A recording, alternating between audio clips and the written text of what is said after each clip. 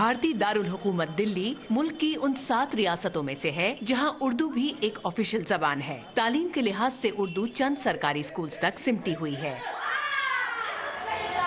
لیکن اردو زبان اور ادب کے قدردانوں کا دائرہ بڑھتا جا رہا ہے۔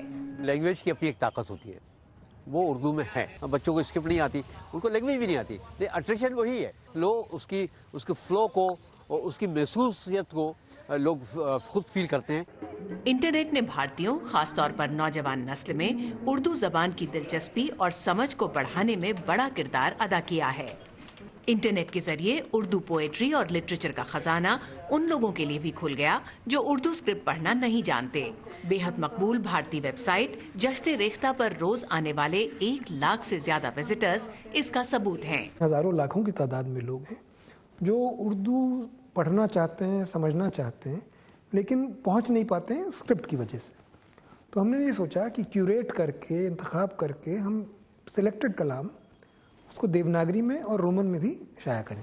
کیسے مہک اٹھے ہیں میرے زخم، کیا کہوں، پھولوں سے میں نے بات ذرا دیر کی ہے بس۔ انٹرنیٹ نے اردو کو پرواز بھرنے کے لیے زمین دی تو سوشل میڈیا نے اس پرواز کو پردے دیے۔ اگرچہ دلی شاعری کلب جیسے اردو پوئٹری کے کلب پہلے بھی ہوتے تھے، اب سوشل میڈیا کی بدولت ایسے کلبز محفلوں کے علاوہ آن لائن بھی خیالات اور معلومات کا تبادلہ جاری رکھ پاتے ہیں۔ اگر کوئی شروع کر رہا ہے پوئٹری لکھنا اور اسے تھوڑی گائیڈنس کی ضرورت ہے تو ہمارے جو فیلو پوئٹس ہیں وہ ضرور اس کو انکریج بھی کرتے ہیں اور اس کو آن لائن بھی گائیڈ کرتے ہیں۔ اسکرپٹ کو ضرور فائدہ ہوا ہے، میں بھی ان میں سے ایک ہوں، اور میں سے تمام 50 لوگ جانتا ہوں جنہوں نے حالیہ دنوں میں سوشل میڈیا کے آ جانے کے بعد اسکرپٹ سیکھی ہے۔ دلی میں اب جشن اردو کے جلسوں کا سلسلہ بھی تقریباً سال بھر چلتا ہے۔